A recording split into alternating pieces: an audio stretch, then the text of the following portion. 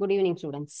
Ninth standard சயின்ஸ்ல பார்த்துட்டு இருக்கிற lesson magnetism and electro magnetism, காந்தவியல் மற்றும் மின்காந்தவியல். காந்தத்திற்கும் நமக்கு அந்த காந்தமும் மின்னோட்டமும் எவ்வாறு ஒன்றோடு ஒன்று நமக்கு தொடர்போட இருக்கு அப்படிங்கிற கான்செப்ட்லாம் தான் பார்த்தோம். லாஸ்ட் கிளாஸ் நம்ம பார்த்த கான்செப்ட் மின்னோட்டத்தில் காந்த விளைவு, மேக்னெட்டிக் எஃபெக்ட் ஆஃப் கரண்ட் அப்படிங்கிற ஒரு டாபிக் பார்த்தோம் இல்லையா. சர்க்கியூட்ல நம்ம என்ன பண்ணோம், காந்த ஊசியை வைக்கும் பொழுது அந்த ஒரு பேராசிரியருக்கு எவ்வாறு காந்த ஊசி விலகல் அடைந்தது அப்படிங்கிற கான்செப்ட் நம்ம அந்த ஒரு எக்ஸ்பெரிமெண்ட்ல பார்த்தோம் இல்லையா. சோ இன்னைக்கு topic force on a current carrying a conductor in a magnetic field. காந்த புலத்துல வச்சிருக்கக்கூடிய ஒரு மின்னோட்டம் என்பது அது பாயக்கூடிய கடத்தியில எவ்வாறு ஒரு விசையை உருவாக்குகிறது, ஒரு விசை என்பது இந்த இடத்துல எவ்வாறு உருவாகிறது, how the force is formed in that area, அந்த ஒரு கான்செப்ட் தான் இன்னைக்கு பார்க்க போறோம். ஸோ ஃபர்ஸ்ட் கான்செப்ட் நம்ம என்னன்னு சொன்னா, ஒரு காந்த புலத்துல நம்ம அந்த காந்த புலம் திசையில்லாத ஒரு டைரக்ஷன்ல நகரக்கூடிய ஒரு மின்னோட்டம்ங்கிறது ஒரு விசையை உணரும் அப்படிங்கிறது தான் மெயினானது. இத ஹெச்.ஏ. லாரன்ஸ் அப்படிங்கிற ஒரு நமக்கு சயின்டிஸ்ட் கண்டுபிடிச்சாங்க. சோ அதனால இந்த ஃபோர்ஸுக்கு என்ன பேரு அப்படின்னு கேட்டா லாரன்ஸ் ஃபோர்ஸ் அப்படின்னே சொல்லுவோம். சோ லாரன்ஸ் ஃபோர்ஸ் அப்படிங்கிற கூடியது லாரன்ஸ் விசை அப்படின்னு அந்த விசைக்கு என்ன பேர் கொடுத்திருக்காங்கன்னு சொன்னா லாரன்ஸ் விசை. லாரன்ஸ் விசை அப்படின்னு சொன்னா என்னது, charge moving in a magnetic field. Charge moving in a magnetic field. நமக்கு ஒரு காந்த புலத்துல என்ன ஆகுது, ஒரு விசை என்பது நமக்கு நகர்கிறது அப்படின்னு சொன்னா அதனுடைய டைரக்ஷன் எவ்வாறு இருக்கும், இன் எ டைரக்ஷன் அதர் தேன், அடுத்த ஒரு என்ன ஆகும், அதனுடைய டைரக்ஷன் என்பது மேக்னெட்டிக் ஃபீல்டோட காந்தப்புலத்துல காந்தப்புலம் திசையில்லாத ஒரு திசையில நமக்கு மின்னோட்டம் போச்சு அப்படின்னு சொன்னா அதனுடைய ஒரு விசை என்பது அதுதான் என்ன சொல்லியிருக்கோம், அந்த லாரன்ஸ் விசை அப்படின்னு சொல்லக்கூடியது. சரிங்களா, the direction of magnetic field, direction of magnetic field அப்படிங்கிற கான்செப்ட். ஸோ இந்த கான்செப்டை பொறுத்து தான் நமக்கு என்னது இந்த ஃபுல் எக்ஸ்பெரிமெண்ட்டே நம்ம புரிஞ்சுக்க போறோம். சரிங்களா, சார்ஜ் அப்படிங்கிறது என்ன ஆகும், charge moving in a magnetic field in a direction other than, அடுத்து ஒரு டைரக்ஷன்ல என்ன ஆகும், மற்ற ஒரு டைரக்ஷன்ல போகும்போது அதுல இருக்கக்கூடிய அந்த காந்த புலம் என்பது என்ன ஆகுது வருது. சோ இந்த ஒரு விசை தான் நம்ம என்ன சொல்லியிருக்கோம், லாரன்ஸ்ங்கிற கண்டுபிடிச்சதுனால அதை லாரன்ஸ் விசை சொல்றோம். இந்த ஒரு கேள்வியை நம்ம கரெக்டா ரிஜிஸ்டர் பண்ணிட்டோம் இந்த கான்செப்ட் அப்படின்னு சொன்னா அடுத்து பார்க்க போற எக்ஸ்பெரிமெண்ட் நமக்கு ஈஸியா இருக்கும். சோ இயக்கத்தில் இருக்கக்கூடிய மின்னூட்டம் என்பது என்ன இருக்கும், கண்டிப்பாக மின்னோட்டம் இருக்கும். சோ மின்னூட்டம் வேறு, நமக்கு மின்னோட்டம் வேறு, கண்டிப்பாக இதனுடைய வேறுபாடு நமக்கு தெரிஞ்சிருக்கு இல்லையா. சோ மின்னூட்டத்துல இருக்கக்கூடிய ஒரு மின்னோட்டம் ஒரு மூவிங்ல இருக்கு, அந்த இடத்துல மின்னூட்டம் பாய்கிறது அப்படின்னு சொன்னா அங்க என்ன இருக்கும், மின்னோட்டம், எலக்ட்ரிசிட்டி, கரண்ட் அப்படிங்கிறது கண்டிப்பாக இருக்கும் அப்படிங்கிறதும் நமக்கு தெரியும். அதே தவிர காந்த புலத்தினுடைய திசையை தவிர வேற ஒரு திசையில நகரக்கூடிய மின்னூட்டம் அந்த மின்கடத்தியில வச்சா அது எவ்வாறு அந்த கடத்தியை நமக்கு செயல்பட்டு உருவாக்கும் அப்படிங்கிறது தான். சோ அப்போ மின்னோட்டம் நமக்கு பாயக்கூடிய அந்த கடத்தியில என்ன பண்ணணும், நம்ம ஃபுல்லும் ஒரு மேக்னட் அப்படிங்கறத எடுத்துட்டு இருக்காங்க இல்லையா, ஒரு இந்த மாதிரியான ஒரு வளைவு. சோ நம்ம பார்க்க போற எக்ஸ்பெரிமெண்ட்டுக்கு உண்டானது. சோ இங்க என்ன இருக்கும், நமக்கு காந்தம் இல்லையா, அப்ப மின்னோட்டம் பாயும் கடத்திக்கு பக்கத்துல சோ இந்த இடத்துல என்ன ஆகுது, நமக்கு மின்னோட்டம் பாய்கின்றது அப்படிங்கிறது நமக்கு தெரியும் இல்லையா. என்ன டைரக்ஷன்ல இருக்கும் தெரியும், நமக்கு செங்குத்தாக இருக்கும். அப்ப நேரா இந்த இடத்துல வரும் அப்படிங்கிறது தான் என்ன சொல்லியிருக்கோம் நம்ம அந்த இடத்துல செங்குத்து அப்படின்னு நம்ம சொல்லுவோம். சோ மின்னோட்டம் பாயக்கூடிய கடத்திக்கு பக்கத்துல வைக்கக்கூடிய காந்த ஊசி நமக்கு என்ன ஆச்சு, விலகல் அடைஞ்சது. அந்த கடத்தியை சுத்தி நமக்கு செங்குத்தான திசையில் என்ன ஆகும், காந்த புலம் அப்படிங்கிறதும் நமக்கு உருவாகும். நம்ம இந்த கான்செப்ட் எல்லாமே படிச்சிருக்கோம். காந்த புலம்னா என்ன, காந்த பாயம்னா என்ன, காந்த விசை கோடுகள் அப்படின்னா என்ன, இந்த கான்செப்ட் எல்லாத்தையும் நம்ம என்ன பண்ணிருக்கோம், படிச்சுட்டு தான் நெக்ஸ்ட் இங்க வரோம். அப்ப காந்த புலம் என்பது காந்தத்தை சுற்றி அதனுடைய ஃபீல்டு, அந்த எவ்வாறு அதனுடைய விலகல் இருக்கோ அதை தான் நம்ம என்ன சொல்லியிருக்கோம், எந்த அளவு அதனுடைய அந்த பவர், அந்த காந்த விசை என்பது இருக்கோ அந்த இடத்தை தான் நம்ம என்ன சொல்லுவோம், காந்த புலம் அப்படின்னு சொல்றோம். காந்த பாயம் உள்ள போகக்கூடிய அந்த ஃபோர்ஸ், காந்த விசை கோடுகள்னா நம்ம வரையக்கூடிய அந்த லைன்ஸ் சொல்றோம். சோ அப்ப செங்குத்து திசையில் ஒரு காந்த புலம் உருவாகிறது. அப்ப அந்த காந்த ஊசியில ஏற்படக்கூடிய ஒரு மின்னோட்டம், அந்த நம்ம ஒரு விலகலை தான் என்ன சொல்லியிருக்கோம், மின்னோட்டம். ஃபர்ஸ்ட் ஆல்ரெடி ஒரு கான்செப்ட் என்ன சொன்னோம், இந்த சர்க்கியூட்ல நமக்கு ரெண்டு காந்த ஊசியை வச்சிருந்தோம். அங்க என்ன ஆகுது, கீயே நமக்கு ஆன் பண்ணல அப்படிங்கும் போது இங்க எந்த ஒரு சேஞ்சஸும் இல்ல, க்ளோஸ் பண்ணதும் அந்த காந்த ஊசியாகப்பட்டது விலகல் அடைந்தது. அப்ப மின்னோட்டம் பாயும் பொழுது அப்படிங்கறது நமக்கு தெரிஞ்சது இல்லையா, ஒரு ஃபீல்ட்ல நமக்கு ஆல்ரெடி இங்க விலகல் ஏற்பட்டிருக்கிறது அப்படிங்கிற கான்செப்ட் நம்ம பார்த்தோம். காந்தப்புலம் உருவாகிறது, அந்த காந்த ஊசியில ஏற்படக்கூடிய விலகல் என்பதே மின்னோட்டம் பாய்கிறது அப்படிங்கிறதுக்கு உண்டான ஒரு proof. Okay, current is pass in the area, நம்ம அந்த இடத்துல பாஸ் ஆகிறது அப்படின்னு நம்மளால அந்த இடத்துல அண்டர்ஸ்டாண்ட் பண்ணிக்க முடிஞ்சது. ஓகே, சோ இததான் மைக்கேல் ஃபாரடே அப்படிங்கிற ஒரு சயின்டிஸ்ட் வந்து அந்த இடத்துல மின்னோட்டம் பாயும் கடத்தியும் விலகமடையும். ஏன்னா இந்த இடத்துல அந்த ஊசி, மின்னோட்டம் பாயக்கூடிய அந்த ஊசியும் என்ன ஆகுது, நமக்கு விலகல் அடைகிறது அப்படின்னு சொன்னோம். அப்ப காந்த புலம் என்பது நமக்கு எப்படி, இது ஒரு சின்ன எக்ஸ்பெரிமெண்ட் சொல்லியிருக்காங்க இல்லையா. சோ இந்த எக்ஸ்பெரிமெண்ட்டை நான் இப்போ வந்து உங்களுக்கு இதுல சிமுலேஷனா காமிக்க போறேன். இந்த கான்செப்ட் ஃபுல்லுமே இதுல ரொம்ப அழகா எக்ஸ்பிளைன் பண்ணிருக்காங்க. சோ இது மூலமாக இந்த கான்செப்ட புரிஞ்சா இந்த டாபிக் வந்து ரொம்ப இம்பார்ட்டன்டான ஒரு கான்செப்ட். சோ இத நம்ம என்ன பண்ணலாம், இப்ப லேர்ன் பண்ணலாம். சோ என்னது, ஒரு பேப்பர் ஆல்ரெடி என்ன சொல்லியிருக்காங்க, பேப்பர் எடுத்து கார்ட்போர்ட்ல பிக்ஸ் பண்ணிக்கணும்னு சொல்லியிருக்காங்க இல்லையா. அந்த கார்ட்போர்டுக்கு மேல நம்ம இப்ப பார்த்த, லாஸ்ட் டைம் பார்த்த கான்செப்ட், இப்ப பார்க்க போற இந்த ஃபோர்ஸ் எவ்வாறு அந்த இடத்துல நமக்கு மேக்னெட்டிக் ஃபீல்ட்ல நமக்கு அந்த மின்னோட்டத்தை எடுத்து செல்கிறது அப்படிங்கிற அந்த ஒரு விளக்கமும் நமக்கு கிடைக்கும். சோ என்ன பண்ணிட்டோம், பேப்பரை இந்த இடத்துல நம்மட்டு ஃபுல்லும் அதுல பிக்ஸ் பண்ணியாச்சு. ஓகே, சோ இப்போ மார்க்கரை யூஸ் பண்ணி நம்ம என்ன பண்றோம், இப்போ இதுல காந்த புலம் எவ்வாறு இந்த இடத்துல காந்த ஊசி அப்படிங்கிறது நமக்கு இங்க நிக்கிறது அப்படிங்கறதும் நமக்கு தெரியணும் இல்லையா. அதுக்கு தகுந்த மாதிரி என்ன பண்ண போறோம், இந்த மார்க்கரை நம்ம இங்க ஃபுல்லா வச்சோம்னா டைரக்ஷனை கரெக்டா காமிக்கும். நார்த் அண்ட் சவுத் அப்படிங்கிற அந்த ஒரு திசை என்பது நமக்கு இல்லையா. சோ இது எப்படி இருக்கு, NSEW அப்படின்னு இருக்கு, போர்டை நல்லா கவனிச்சுக்கோ. சோ இப்போ இந்த காம்பஸ் என்ன பண்ண போறோம், இந்த போர்ட்ல பிக்ஸ் பண்ணியாச்சு. read here the compass red point is north but the drawing board is in west. so போர்டை என்ன பண்ணிடணும், ரொட்டேட் பண்ணணும். Yes, the board is rotated. so நம்ம என்ன ஆயிடுது, ரொட்டேட் ஆயிடுது. now the direction is perfect. காந்த ஊசி காட்டக்கூடிய திசையாகப்பட்டது இந்த நமக்கு நீடில் என்ன டைரக்ஷன்ல இருக்கு, நார்த் சவுத் டைரக்ஷன்ல இருக்கு. ஓகே, சோ இப்போ நம்ம என்ன பண்ண போறோம், மார்க்கரை யூஸ் பண்ணி அங்க நம்ம அதுக்கு உண்டான லைன்ஸை கரெக்டா என்றும் ஃப்ரேம் பண்ண போறோம். ஓகே,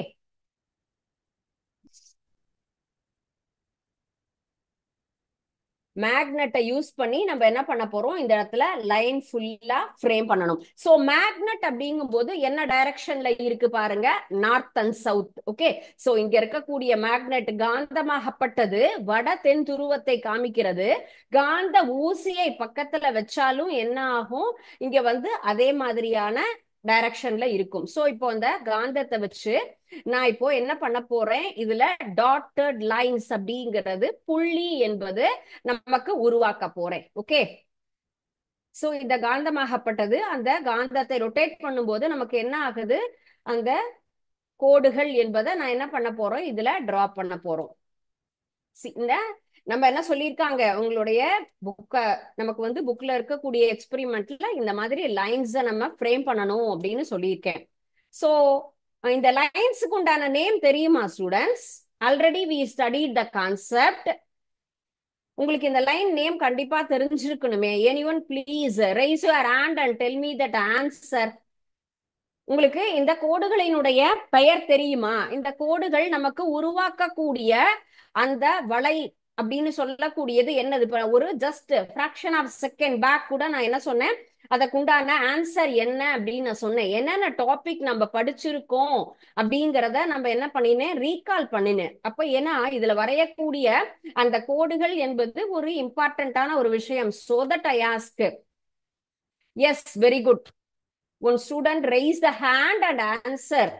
மேக்னெட்டிக் ஃபீல்ட் அப்படின்னு சொல்லக்கூடியது தான் இல்லையா நம்ம சொல்லக்கூடியது. மேக்னெட்டிக் ஃபீல்டு லைன்ஸ், காந்த விசை கோடுகள். இப்போ இந்த இடத்துல நம்ம இந்த டாட்டர் லைன்ஸ் நம்ம ஜாயின் பண்றோம் அப்படின்னு சொன்னா அதற்குண்டான அந்த நேம் என்ன அப்படின்னு கேட்டா மேக்னெட்டிக் ஃபீல்டு லைன்ஸ் அப்படின்னு சொல்றதுதான். Okay, very good students, correct answer. Because நம்ம எந்த ஒரு லெசன் எப்ப நம்ம படிச்சாலும் அதை எப்ப ரீகால் பண்ணாலும் என்ன பண்ணணும், அதற்குண்டான கான்செப்ட் புரிஞ்சுதுன்னா கண்டிப்பாக நமக்கு அந்த தியரி என்பது மனசுல பதியும். நம்ம ஒரு தடவை படிச்சது அடுத்தடுத்து தொடர்ச்சியாக எல்லா இடத்துலயும் வளரும். சோ இந்த பென்சில் டிரா பண்ணக்கூடிய இந்த லைனை தான் உங்ககிட்ட கேட்டேன். அந்த ஸ்டூடெண்ட் சொன்ன ஆன்சர் ரைட் ஆனது. காந்த விசை கோடுகள், மேக்னெட்டிக் ஃபீல்டு லைன்ஸ் அப்படிங்கிற அந்த அந்த ஒரு ஆன்சர் தான் இதற்கு உண்டான ஒரு சரியான ஆன்சர். ஓகேங்களா? சோ காந்த விசை கோடுகள். நெக்ஸ்ட் நம்ம என்ன பார்த்துட்டோம், எவ்வாறு காந்த விசை கோடுகள் உருவாகிறது அப்படிங்கிறது இந்த காம்பஸால நம்ம என்ன பண்ணிருக்கோம், நம்ம இதுல லேர்ன் பண்ணோம். ஓகேங்களா? சோ இப்போ நெக்ஸ்ட் ஒன் நம்ம பார்க்கக்கூடியது, நம்ம இதுல ஒவ்வொன்றுக்குமே அடுத்தது இந்த என்னென்னலாம் கொடுத்துருக்காங்க, marker, compass, board, iron bar, copper bar and then plastic bar. 3 வகையான ராட் நமக்கு கொடுத்துருக்காங்க ஒவ்வொரு பார். அதை பயன்படுத்தி நம்ம என்ன பண்ண போறோம் அப்படின்னு கேட்டா, இந்த இடத்துல நம்ம பார்க்கக்கூடிய இந்த கான்செப்ட் என்னது, காந்த புலத்தில் வைக்கக்கூடிய மின்னோட்டம் பாயும் கடத்தியில் உருவாகும் ஒரு விசை எவ்வாறு அப்படிங்கறது தான் நம்ம பார்க்க போறோம் இல்லையா? சோ இப்போ இந்த இடத்துல நம்ம நெக்ஸ்ட் அயன் பார நம்ம என்ன பண்ண போறோம், இங்க வந்துட்டு மூவ் பண்ணி வைக்க போறோம். சோ இரும்பு அப்ப என்ன எங்க இருக்கு, இந்த இடத்துல இந்த டாட்டட் லைனுக்கு பக்கத்துல இருக்கு இல்லையா? சோ இப்போ இதுலயும் நம்ம என்ன பண்ண போறோம், இந்த மார்க்கரை யூஸ் பண்ணி நம்ம அதுல என்ன பண்ணுவோம் கேட்டா, இந்த காம்பஸ் எங்க இரும்புன் போது நமக்கு அந்த இடத்துல என்ன ஆகுது, காந்த புலத்தில் வேறொரு மின்னோட்டம் பாயுது. இரும்புக்கும் காந்தத்துக்கும் என்ன ஆகும், நமக்கு கண்டிப்பாக ஒரு அட்ராக்ஷன் இருக்கு அப்படிங்கறது நமக்கு தெரியும் இல்லையா? சோ இங்க பாருங்க, இப்போ இதில் வரையக்கூடிய இந்த லைனாகப்பட்டது எவ்வாறு இருக்கும் அப்படிங்கிற அந்த ஒரு டீடைல் தான் நம்ம பார்க்க போறோம். சரிங்களா? இப்போ இரும்பு ராடை எடுத்து நம்ம என்ன பண்ணிருக்கோம், அந்த இடத்துல காந்த புலம் செல்லக்கூடிய பகுதியில நம்ம வச்சுட்டு அதில் மீண்டும் காந்த விசை கோடுகளை நாம் என்ன பண்றோம், நம்ம உருவாக்குறோம். அப்படி உருவாக்கும் பொழுது அந்த இடத்தில் எவ்வாறு அந்த லைன்ஸ் அப்படிங்கிறது ஃப்ரேம் ஆகிறது அப்படின்னு நம்ம பார்க்கணும். ஓகேயா? சோ இப்போ see this line எப்படி இருக்கு, ஸ்ட்ரெயிட்டா இருந்த ஒரு கோடாகப்பட்டது எவ்வாறு செல்கிறது, இதுதான் நமக்கு காந்த புலத்தில் வைக்கப்பட்ட மின்னோட்டம். எவ்வாறு நமக்கு இந்த இடத்துல ஒரு இரும்பு ராட வைக்கிறோம்னு சொன்னா பாருங்க, இதுல மேல இருக்கக்கூடிய காந்த விசை கோடுகளுக்கும் இங்க கீழே இருக்கக்கூடிய டிராயிங் போர்டுல இந்த கீழ்ப்பக்கத்துல இருக்கக்கூடிய காந்த விசை கோடுகள் எவ்வாறு இருக்கு அப்படிங்கிற கான்செப்ட். சோ நமக்கு காந்தம், காந்த புலத்தில் ஏற்படக்கூடிய விளக்கம் எவ்வாறு நடைபெறுகிறது அப்படிங்கிற ஒரு கருத்தை தான் நம்ம இப்ப புரிஞ்சுக்கிட்டோம். Understand students? இந்த கான்செப்ட் புரிஞ்சுதா? இப்போ நமக்கு வந்துட்டு ஃபர்ஸ்ட் என்ன எடுத்துட்டோம், இரும்பு. காப்பர் அப்படிங்கிறது நமக்கு இதில் மாற்றத்தை ஏற்படுத்துமா ஏற்படுத்தாதா? do you have any idea about this? இப்போ நெக்ஸ்ட் நமக்கு remaining 2 materials are here. One is copper, another one is plastic. நம்ம already we saw one simulation. அந்த அட்ராக்ஷனுக்காக நம்ம iron rod and then plastic rod ரெண்டையும் வச்சுதான் அந்த நீடில்ஸ் எல்லாம் எப்படி அட்ராக்ட் ஆகுதுன்னு பார்த்தோம் இல்லையா? சோ தட் சேம் கான்செப்ட் இப்போ என்ன பண்ண போறோம், இந்த காப்பர் ராட பயன்படுத்தியும் லைன் ஃப்ரேம் பண்ணும் பொழுது see here there is no changes. என்ன ஆகல, நமக்கு விளக்கம் இல்ல. காந்த விசை கோடுகளில் எந்த ஒரு மாறுபாடுமே இல்ல. Magnetic field lines R not distracted. மாற்றம் ஏதும் இல்லாமல் அந்த காந்த விசை கோடுகள் என்பது ஒரே நிலையில் இருக்கு. Okay, next I am choose the plastic rod. Plastic ராட சூஸ் பண்ணும்பொழுதும் நோ சேஞ்சஸ். சோ அப்ப அயன் என்பது என்ன ஆகுது, நமக்கு இரும்பும் காந்தமும் ஒன்றோடொன்று நமக்கு என்ன ஆகும், அட்ராக்ட் பண்ணக்கூடிய ஒரு மெட்டீரியல், காந்த புலத்தால் விலகம் அடையக்கூடிய ஒரு பொருள். அப்படிங்கறதுனாலதான் என்னாச்சு, அயன் ராட நாங்க வச்ச பொழுது அதுல சேஞ்சஸ் வந்தது. See here, the end of the iron bar were many lines starting from north pole to south pole. The magnet enters an iron bar, behave as the south pole, and the other end behave as a north pole. So நமக்கு lines அப்படிங்கிறது frame ஆகும் போதே நமக்கு இந்த ஒரு திசையை நோக்கி தான் இருக்கணும். Iron bar becomes an induced. So அப்போ என்ன ஆகும், அதனால் நமக்கு வந்து இன்டியூஸ் ஆகக்கூடிய ஒரு மெட்டீரியல்ங்கிறது காந்தத்தால நமக்கு என்ன ஆகும், மேக்னெட் நமக்கு வந்து அயன் அப்படிங்கிறது இன்டியூஸ் ஆகும். So material which alter the magnetic field lines, magnets are called ferromagnetic. நமக்கு ஃபெரோமேக்னெட்டிக் அப்படின்னு மெட்டீரியல்ஸ் நமக்கு காந்தத்தினுடைய வகைகள்லாம் பார்ப்போம். சோ அந்த மாதிரி இருக்கிறதுல ஃபெரோமேக்னெட் அப்படின்லாம் நம்ம பார்ப்போம். சோ இந்த மாதிரி நமக்கு material which alter the magnetic field lines change பண்ணக்கூடிய மெட்டீரியல்ஸுக்கு என்ன name, ferromagnetic materials. Okay, so அப்ப விலகல் அடையாம இருக்கக்கூடிய பொருள்னா என்னது, do not induce the magnet அப்படின்னு சொல்லும் போது plastic and copper.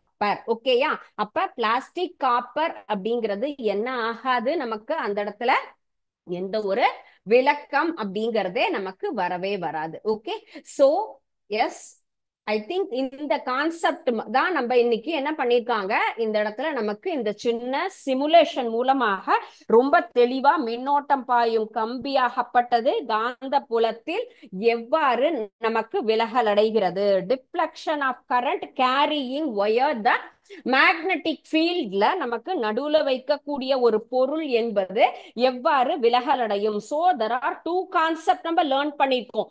Force a current carrying a conductor kept the magnetic field. Magnetic field எப்படி ஃப்ரேம் ஆகிறது அப்படிங்கிற கான்செப்டும் லேர்ன் பண்ணிருக்கோம்.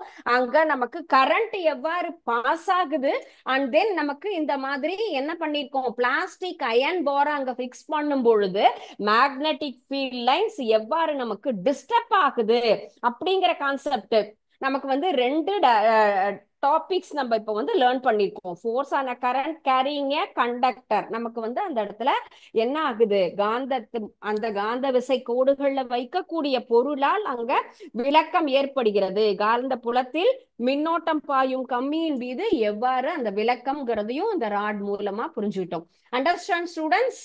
Is there any doubts in this area? So next topic நம்ம என்ன பார்க்கலாம்னா, இந்த சமன்பாட்டில் நமக்கு வந்து என்னது, நம்ம இதை வந்து இந்த கான்செப்டுக்கு உண்டான ஒரு ஈக்குவேஷன் அப்படிங்கிறத எப்படி நம்ம கொண்டு வரலாம். சோ என்னென்னலாம் நம்ம பார்த்தோம், இப்ப இதுல என்னெல்லாம் இருக்கு. ஃபர்ஸ்ட் ஒன் நம்ம பார்த்தது மேக்னெட்டிக் ஃபீல்டு அப்படின்னு சொல்லக்கூடியது இல்லையா, அததான் நம்ம என்ன சொல்றோம், காந்த புலம் அப்படின்னு சொல்றோம் இல்லையா. அப்போ ஃபர்ஸ்ட் அதை வந்து என்ன பண்ணோம், எந்த வழியாக அந்த இடத்துல கரண்ட் ஃப்ளோ ஆகுது அப்படின்னு சொல்லக்கூடியது, எந்த அளவுக்கு நீளம் அப்படிங்கறத எல் அப்படின்னு நம்ம என்ன பண்ணலாம், கன்சிடர் பண்ணலாம் அதனுடைய நீளத்தை. அண்ட் தென் நமக்கு ஃப்ளோயிங் ஆஃப் கரண்ட் அப்படின்னு சொல்லக்கூடியது என்ன சொல்றோம், ஐ அப்படிங்கிற ஒரு லெட்டர்ஸ், கரண்ட்டை ஐ அப்படின்னு நம்ம டினோட் பண்ணலாம். அண்ட் நெக்ஸ்ட் அந்த பெர்பெண்டிகுலரா இருக்கக்கூடிய அந்த ஒரு மேக்னெட்டிக் ஃபீல்ட் அப்படிங்கிறத பி அப்படின்னு சொல்லலாம். ஓகேயா, சோ மேக்னெட்டிக் ஃபீல்ட நமக்கு டினோட் பண்ணக்கூடிய ஒரு லெட்டர் அப்படின்னு சொன்னா பி அப்படிங்கிற கான்செப்ட் வந்து நெக்ஸ்ட் ஒன்னு அதுல வரக்கூடிய ஃபோர்ஸ் அப்படிங்கறத எஃப் அப்படிங்கிற லெட்டர்ஸ்ல மென்ஷன் பண்ணலாம். சோ இதை எல்லாத்தையுமே நம்ம ஒழுங்குபடுத்தி அதற்குண்டான அந்த ஃபார்முலாஸ், நமக்கு ஃபோர்ஸ் கண்டுபிடிக்கணும் அப்படின்னு சொன்னா அதற்குண்டான ஃபார்முலா ஐஎல்பி அப்படின்னு சொல்லலாம். ஓகேயா, F is equal to ILP அப்படிங்கிற ஃபார்முலா தான் நமக்கு ஃபோர்ஸை கண்டுபிடிக்கக்கூடிய தேவையான ஒரு சமன்பாடு அப்படின்னு சொல்லலாம். காந்தப்புலம் பிக்கு செங்குத்தாக எல் நீளமுள்ள ஒரு கடத்தி வழியாக மின்னோட்டம் பாய்கிறது அப்படின்னு சொன்னா அதுல இருந்து உருவாகக்கூடிய விசையை கண்டுபிடிப்பதற்கான சமன்பாடு ILB. இந்த மூணு நமக்கு தெரிஞ்சா என்ன பண்ணலாம், அதில் எவ்வாறு விசை செயல்படுகிறது அப்படிங்கிறத நம்ம கால்குலேட் பண்ண முடியும். சோ மின்னோட்டம் அப்படின்னு சொன்னா காந்த புலத்திற்கு இடையே உள்ள ஒரு சாய்வு கோணம் அப்படின்னு நம்ம சொல்றோம் இல்லையா. சோ அந்த காந்த விசையை என்ன ஆகுது, நமக்கு பாதிக்கிறது அப்படிங்கிறத நம்ம பார்த்தோம் இல்ல. சோ இதற்குண்டான அளவு அப்படின்னா எப்படி நம்ம சொல்லலாம்னா வெக்டார் அப்படின்னு சொல்லலாம். இதான் யூனிட் அப்படின்னு சொல்லும் போது விசை போர்ஸ் அப்படின்னு சொல்லும் போது இது என்ன அளவுன்னு கேட்டா வெக்டார் யூனிட் அப்படின்னு நம்ம சொல்லுவோம். சோ ஒவ்வொன்றுக்குமே நம்ம என்ன சொல்றோம், ஒரு ஒரு யூனிட் நம்ம கண்டிப்பா மென்ஷன் பண்றோம் இல்லையா. சோ இதை நம்ம யூஸ் பண்றதுக்காக நம்ம பண்ணக்கூடிய அந்த டேர்ம் அப்படின்னு சொன்னா என்ன சொல்றோம், அத வெக்டார் அளவினால் நம்ம என்ன பண்றோம், இத கால்குலேட் பண்ணலாம். So the angle of inclination between the current and the magnetic field also affect the magnetic force அப்படிங்கறத நம்ம பார்த்தோம். சோ the conductor அப்படிங்கிறது பர்பண்டிகுலர் லைனா நமக்கு மேக்னெட்டிக் ஃபீல்டுக்கு இருக்கு அப்படின்னு நம்ம பார்த்தோம் இல்லையா. So the force is always in vector quantity. விசை என்பது எந்த அளவால இருக்கும், நமக்கு ஃபோர்ஸ் அப்படிங்கிறது வெக்டார் அளவால இருக்கும் அப்படிங்கறத நம்ம பார்க்கலாம். சோ வெக்டார் குவான்டிட்டி அப்படிங்கிறது எந்த டைரக்ஷன்ல இருக்கும்னு கேட்டா நமக்கு வந்து ரெண்டு பக்கத்திலயும் இருக்கக்கூடிய ஒரு மேக்னெட்டிவ் டைரக்ஷன்ல இருக்கும் சரிங்களா. எண் மதிப்பினுடைய திசையும் கொள்ளும். அப்ப விசை செயல்படைய திசையும் வரும்.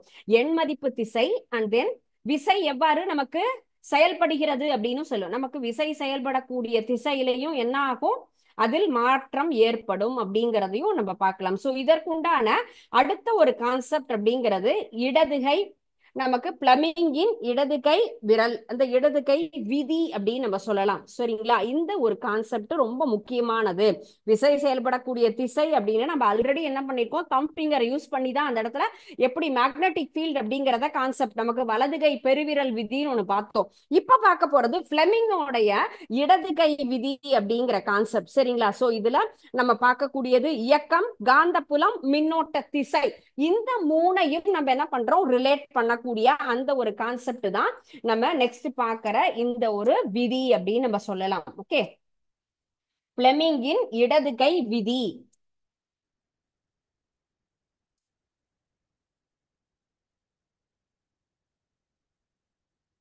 இடது கையினுடைய நம்ம விதியை அந்த விரலை வச்சு என்ன பண்ண போறோம், இந்த கான்செப்ட நம்ம தெரிஞ்சுக்க போறோம்.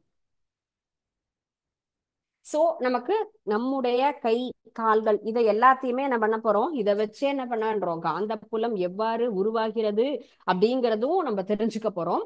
அதே போல நமக்கு அந்த இடத்துல காந்த விசை கோடுகள் எவ்வாறு உருவாகிறது அப்படின்னு ஒவ்வொரு கான்செப்டுமே நம்மளால என்ன பண்ண முடியுது, நம்ம உடம்புல ஏர்த்துல எவ்வாறு நமக்கு காந்த புலம் இருக்கு அப்படிங்கிறதே நம்மளால சொல்ல முடியும் இல்லைங்களா. சோ நம்ம ஏர்த்தே என்ன சொல்லியிருக்கோம், காந்த புலத்தை ஒட்டி தான் இருக்கு அப்படின்னு நம்ம பார்த்தோம் இல்லைங்களா. சோ ஏன்னா அதுலயும் நார்த் சவுத் டைரக்ஷன்ல மட்டும்தான் நமக்கு என்ன ஆகிறது, அந்த மூவ்மெண்ட் சரியானபடி இயங்குகின்றது. அதனாலதான் காந்த ஊசி எப்படி இருக்கு, நமக்கு அதே நார்த் சவுத் டைரக்ஷனை மட்டும்தான் காட்டிட்டு இருக்குல்ல.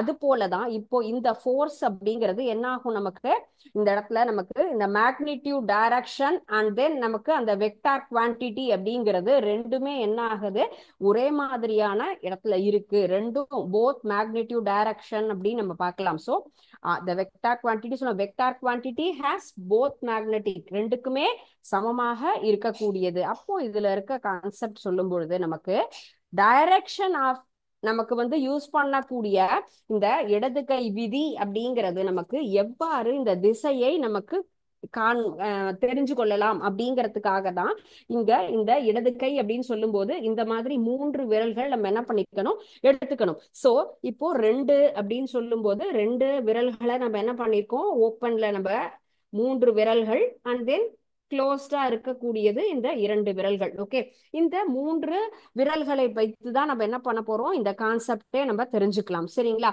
சோ இதை நமக்கு எக்ஸ்பிளைன் பண்ணவர் தான் ஆம்ப்ரோஸ் ஜான் ஆம்ப்ரோஸ் பிளெமிங் அப்படிங்கிற ஒரு சயின்டிஸ்ட். ஸோ இதுல எதெல்லாம் நமக்கு இருக்கு அப்படின்னு கேட்டா இந்த இடத்துல நம்ம சொல்லக்கூடியது அந்த என்ன அது பெருவிரல் அப்படின்னு சொல்றது. அண்ட் தென் நமக்கு இரண்டாவதா இருக்கக்கூடியது ஆள்காட்டி விரல், நடுவிரல் அப்படின்னு நம்ம சொல்லுவோம் இல்லையா.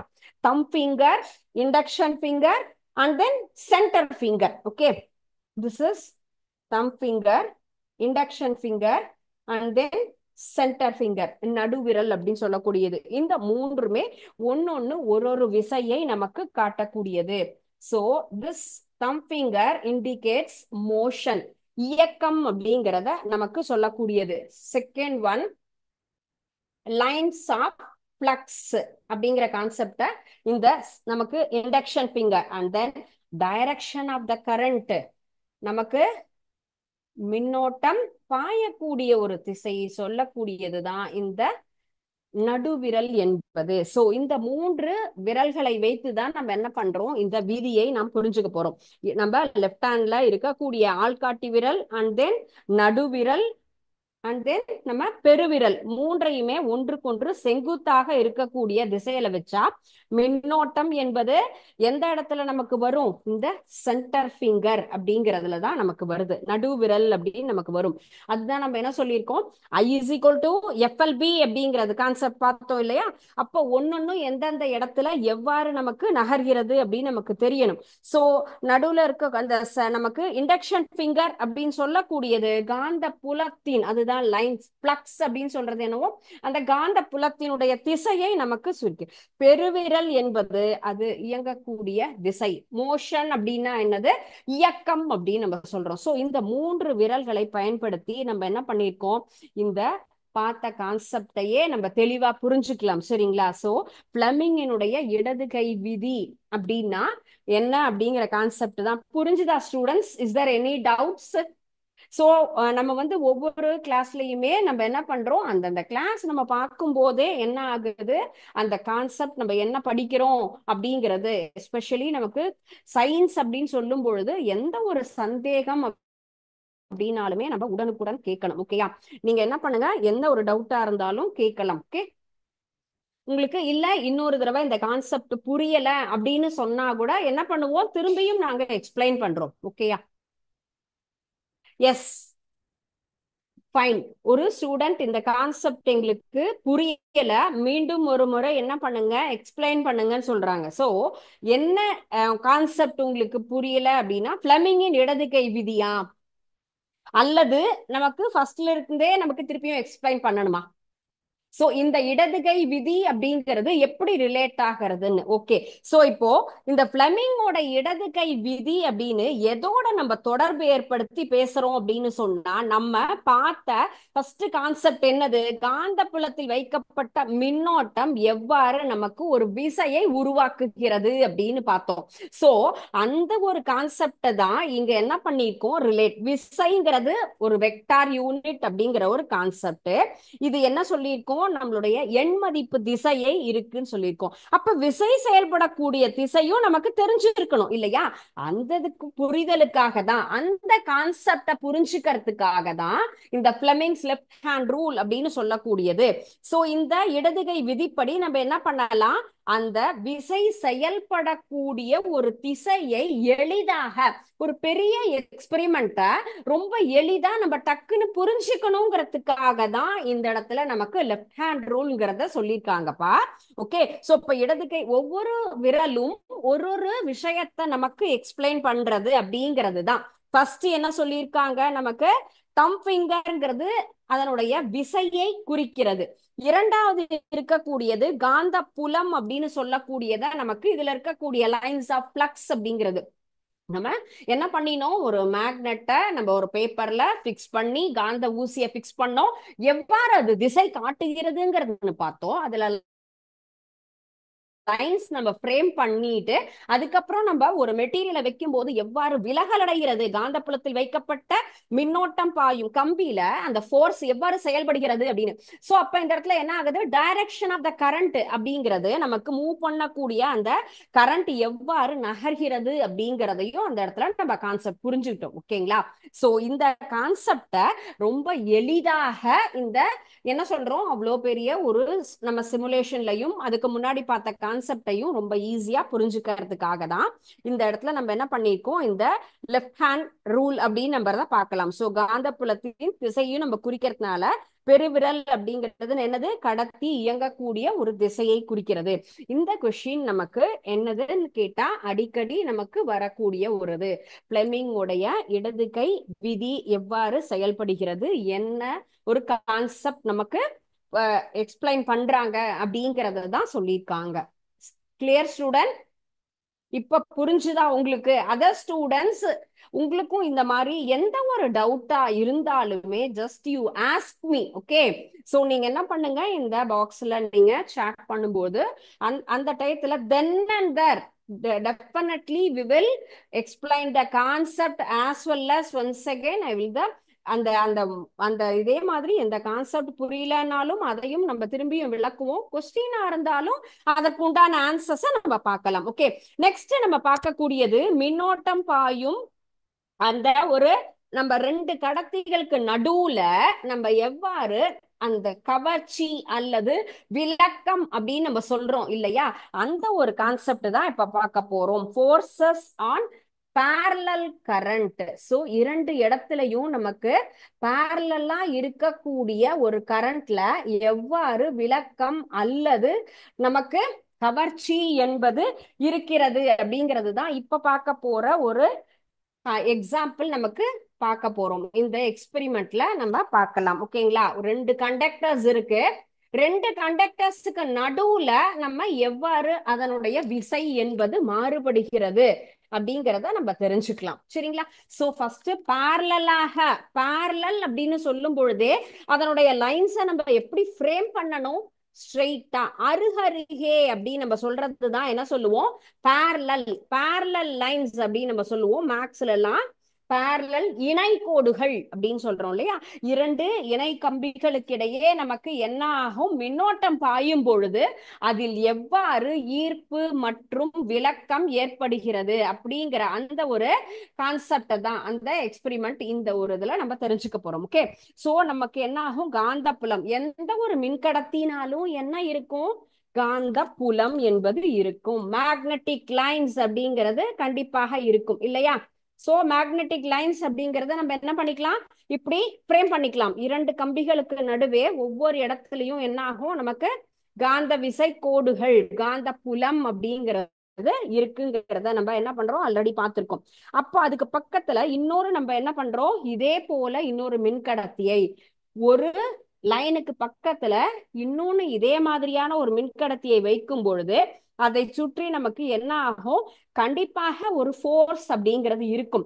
சோ இதுல நமக்கு அட்ராக்ஷனா அல்லது ரிப்பல்ஷனா எப்படி இருக்கும் நமக்கு, ஆல்ரெடி நம்ம என்ன பார்த்திருக்கோம், ஏன் நம்ம மேக்னட்டா இருந்தாலும் சரி, அதே போல நம்ம கரண்டா இருந்தாலும் சார்ஜஸ் அப்படின்னு சொன்னா சேம் அப்படின்னு சொன்னா என்ன ஆகும், ஒன்றுக்கொன்று விலகல் அடையும் அப்படின்னு நம்ம பார்த்திருக்கோம்.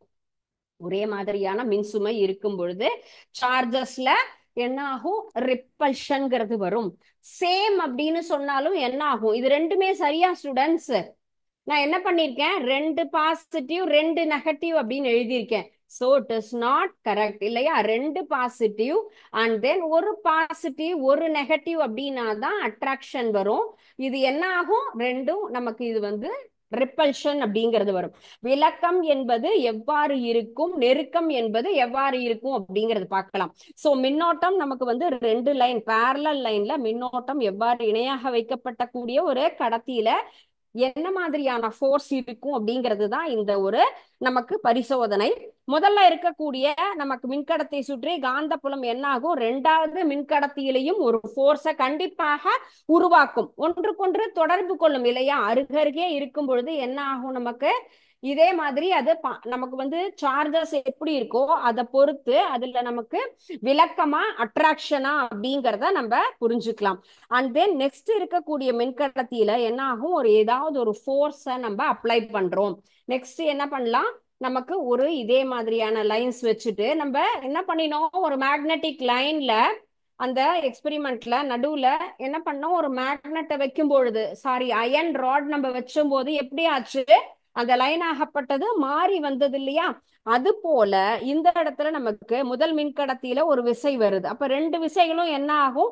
ஒரே மதிப்புல இருந்தா நமக்கு என்ன ஆகும்? அதனுடைய டைரக்ஷன் அப்படிங்கிறது சேஞ்சஸ் ஆகும் இல்லையா? சோ இதை சுற்றி என்ன வரும் நமக்கு? மேக்னெட்டிக் ஃபீல்ட் லைன்ஸ் அப்படிங்கிறது கிரியேட் ஆகும். இதுல நம்ம பிளெமிங்கினுடைய நம்ம லெஃப்ட் ஹேண்ட் ரூல் இருக்கு இல்லையா, அதை இங்க என்ன பண்ண போறோம்? அப்ளை பண்ண போறோம். அந்த மாதிரி ரெண்டு நமக்கு வரக்கூடிய ஒரே மாதிரியான ஒரு கண்டக்டர்ஸ், சேம் கண்டக்டர்ஸ் தான் இல்லையா, இணையான கடத்திகள்ல நமக்கு அந்த இடத்துல என்ன ஆகுது? மின்னோட்டம், கரண்ட் அப்படிங்கிறது பாஸ் ஆகும்போது அதுல இருக்கக்கூடிய விசை ஒன்றுக்கொன்று என்ன ஆகும்? நமக்கு அதில் மாறுபாடா ஒன்றை ஒன்று என்ன ஆகும்? சேர்ந்து செயல்படும். அவற்றுக்கிடையே இருக்கக்கூடிய ஒரு விசை அப்படிங்கிறது என்ன ஆகும்? நமக்கு இந்த இடத்துல அட்ராக்ஷன் அப்படிங்கிறது இருக்கும். ஆனால் ரெண்டு கடத்திகளையும் எதிரெதிர் திசையில் மின்னோட்டம், நமக்கு ஒரே மாதிரியான மின்னோட்டம். இந்த இடத்துல மின்னோட்டம் என்பது எப்படி இருக்கணும்? ஒரே திசையில் இருக்கு அப்படின்னா என்ன ஆகும்? கவர்ச்சி விசை, நமக்கு கவர்ச்சி விசை அப்படிங்கிறது இந்த இடத்துல இருக்கும். அதுதான் நம்ம ஆரோ மார்க் இந்த மாதிரி டினோட் பண்ணியிருக்கோம். சோ மின்னோட்டம் மாறுபடுகிறது அப்படின்னு சொல்றோம். அப்ப ரெண்டாவதுல நமக்கு என்ன இருக்கும்? ஒரே திசை இல்லாமல் எதிரெதிர் திசையில் மின்னோட்டம் நமக்கு பாய்வது. எதிரெதிர் திசை மின்னோட்டம் அப்படின்னு சொல்லும் பொழுது நமக்கு என்ன ஆகும்? அதில் நமக்கு மாறுபாடு அப்படிங்கிறது நமக்கு கிடைக்கும். எதிரெதிர் திசையில இருக்கும்போது ரெண்டு கடத்தியில் இருக்கக்கூடிய விசை ஒன்றை ஒன்று எப்படி இருக்கும்? நமக்கு விலகுமாறு அமையும். ஓகேங்களா? சோ அந்த மின்னோட்டம் பாயக்கூடிய திசை அப்படின்னு சொன்னா இது ஒரே மாதிரியான திசையில் இருக்கும் பொழுது கவர்ச்சி விசையும், எதிரெதிர் திசையில் இருக்கும் பொழுது அது விலக்கு விசை அப்படிங்கிறதும் நமக்கு கிடைக்கும். சோ இதுதான் நமக்கு இந்த லெஃப்ட் ஹேண்ட் ரூல நம்ம இந்த இடத்துல அப்ளை பண்ணும்பொழுது கிடைக்கும். சரிங்களா? சோ நெக்ஸ்ட் நம்ம பார்க்குற கான்செப்ட் வந்துட்டு மின்னோட்டம் அண்ட் தென் காந்தவியல். அதுதான் அந்த லெசனுடைய டைட்டிலே இல்லையா? அந்த ரெண்டுக்கும் நடுவுல இருக்கக்கூடிய ரிலேஷன் என்ன அப்படிங்கறத நம்ம பார்க்கலாம். சரிங்களா? ஃபர்ஸ்ட் இன்னைக்கு பார்த்த கான்செப்ட் என்னென்னு பார்த்தா, force on a current carrying a conductor in magnetic field. அதுதான் மெயினான ஒரு கான்செப்ட். அதற்குண்டான அந்த சிமுலேஷனையும் நம்ம பார்த்தோம். அந்த சிமுலேஷன்ல அந்த கான்செப்ட் முழுவதும் நமக்கு தெளிவாக எல்லாமே அதுல எக்ஸ்பிளைன் பண்ணியிருந்தாங்க. ஐ திங்க் நீங்க ஸ்டூடெண்ட்ஸும் இருக்கக்கூடிய டவுட்ஸை கேட்டீங்க. ஸோ அப்ப கண்டிப்பா உங்க எல்லாருக்குமே இந்த கான்செப்ட் வந்து தெளிவா புரிஞ்சிருக்கு அப்படின்னு நினைக்கிறேன். ஏன்னா அடுத்தது கரண்ட் அந்த இடத்துல பாஸ் ஆகும்போது எந்த ஒரு கண்டக்டர் வச்சும்போது அந்த மேக்னெட்டிக் ஃபீல்டு எவ்வாறு நமக்கு வந்து டைரக்ஷன்ல சேஞ்ச் ஆகுது அப்படின்னு சொல்லலாம். சரிங்களா? அந்த ஃபீல்ட்ல வரக்கூடிய சேஞ்சஸ் என்ன அப்படிங்கிறதையும் அந்த சிமுலேஷன்ல நம்ம தெரிஞ்சிட்டோம். அண்ட் நெக்ஸ்ட் ஒன் வந்து பிளம்பிங்கோடைய லெஃப்ட் ஹேண்ட் ரூல் என்னன்னு பார்த்தோம். And then force on parallel circuit அப்படின்னு சொல்லக்கூடிய ஒரே மாதிரியான நமக்கு பேரலா இருக்கக்கூடிய கண்டக்டர்ஸ்ல நமக்கு கரண்ட் போகும் பொழுது விசையில் எவ்வாறு மாற்றம் ஏற்படுகிறது அப்படிங்கிறது தான் நமக்கு இந்த இரண்டாவது எக்ஸ்பெரிமெண்ட்ல நம்ம பார்த்திருக்கோம். ஓகேயா? சோ தெளிவா படிங்க இதையும். இதுல வேற ஏதாவது மீண்டும் புரியலனாலும் நெக்ஸ்ட் கிளாஸ் இதையே நம்ம என்ன பண்ணலாம்? மீண்டும் இதை பத்தி டிஸ்கஸ் பண்ணலாம். ஓகே? ஏதாவது டவுட் இருந்தாலும் கேட்கலாம், அல்லது படிச்சுட்டு வந்து எகைன் நீங்க கேளுங்க. ஓகே? Thank you students. வாழ்க பாரதம், வெல்க தமிழகம்.